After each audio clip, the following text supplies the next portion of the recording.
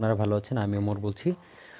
আমি আজকে আপনাদেরকে যে ভিডিওটি নিয়ে আ হাজির হয়েছি, সেটা আমি অনেক আগে দেওয়ার কথা ছিল, বাট বিভিন্ন ব্যস্ততা থাকার কারণে এবং আমার পরীক্ষার কারণে এবং সাময়িক অসুবিধা থাকার কারণে আপনাদের নতুন কোনো ভিডিও দিতে পারি নাই। তবে ইনশাআল্লাহ এখন থেকে নতুন ভিডিও দিব এবং আপনাদেরকে ভালো কিছু উপহার দিতে পারবো।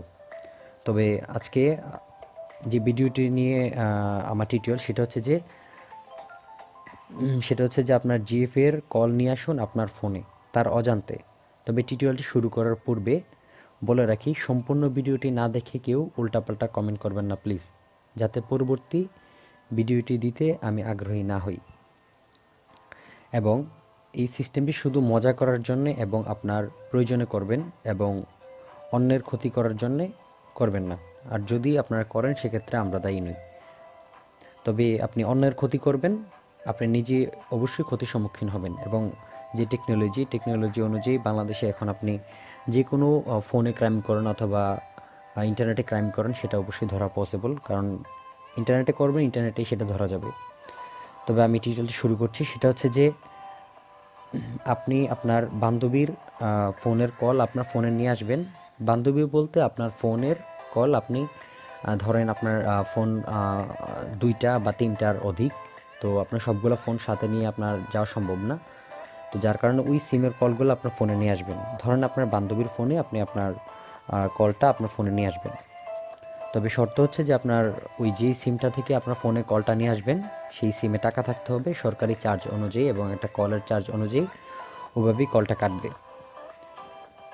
তো এখন কাজের কথায় আসি। সেটা হচ্ছে, যদি আপনার বান্ধবীর ফোনে কল আসে, সেটা আপনি আপনার ফোনে আনতে চান অথবা আপনার পার্সোনাল কোনো সিমের কল আপনার ফোনে নিয়ে আসতে চান, সেক্ষেত্রে আপনার এই নিয়মটা আমি পিকচার আকারে দেখিয়ে দিচ্ছি। সেটা হচ্ছে যে আপনার বান্ধবীর ফোনের সকল কল যদি আনতে চান, তাহলে ঠিক এইভাবে সিস্টেমটা করবেন।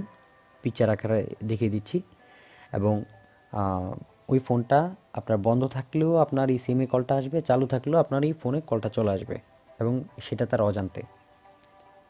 দেখুন এই পিকচার আকারে। যদি দ্বিতীয় সিস্টেম, যদি আপনার বান্ধবীকে কেউ কল করলো আর সে যদি কলটা কেটে দেয়, আমরা তো অনেক সময় অনেকে আমাদেরকে কল দেয়, কোনো কারণে আমরা কলটা কেটে দিই, সবসময় ফোন রিসিভ করা পসিবল না।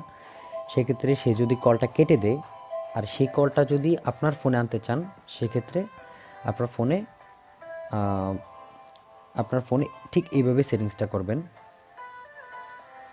আমরা ভিডিওর আকারে দিতে পারতেছি না, আমি পিকচার আকারে দিয়ে দিচ্ছি। এভাবে করে নেবেন।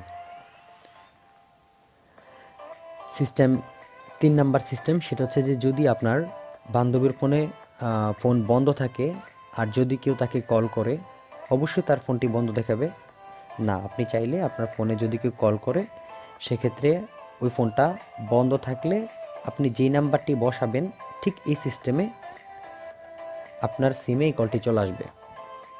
দ্যাট মিন্স আপনার ফোনটা যদি বন্ধ থাকে, আপনার সিমে কলটা ট্রান্সফার হয়ে আপনি যেই নাম্বারটা বসাবেন, ঠিক এই নিয়মে আপনার ফোনে কলটা চলে আসবে। নাম্বার 4, যদি আপনার বান্ধবীকে কল দিল আর সে যদি কলটি ধরতে না পারে, সেক্ষেত্রে সে কলটি অবশ্যই আপনার ফোনে চলে আসবে ঠিক এই সিস্টেমে। যদি আপনি ঠিক এই সিস্টেমে করেন, তাহলে আপনার বান্ধবীর ফোন অথবা আপনার যে পার্সোনাল সিম, সেটা আপনার ফোনে কলটা চলে আসবে।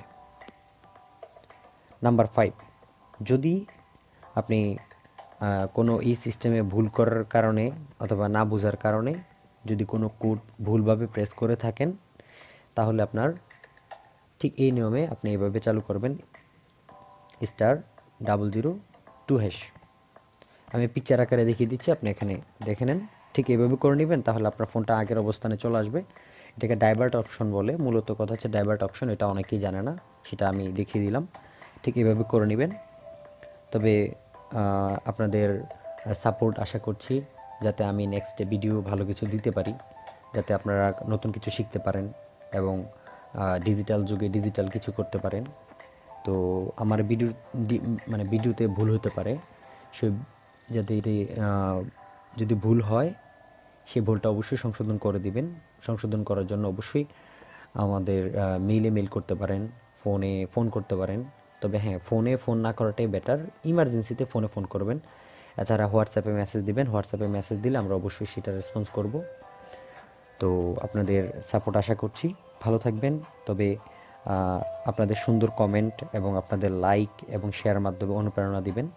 আর আশা করছি অবশ্যই অবশ্যই সাবস্ক্রাইব করে রাখবেন, যাতে আমাদের নেক্সট ভিডিওটি আপনাদের কোনো মিস না হয়। ভালো থাকবেন, সুস্থ থাকবেন, সুন্দর থাকবেন। আসসালামু আলাইকুম ওয়া রাহমাতুল্লাহি ওয়া বারাকাতুহু।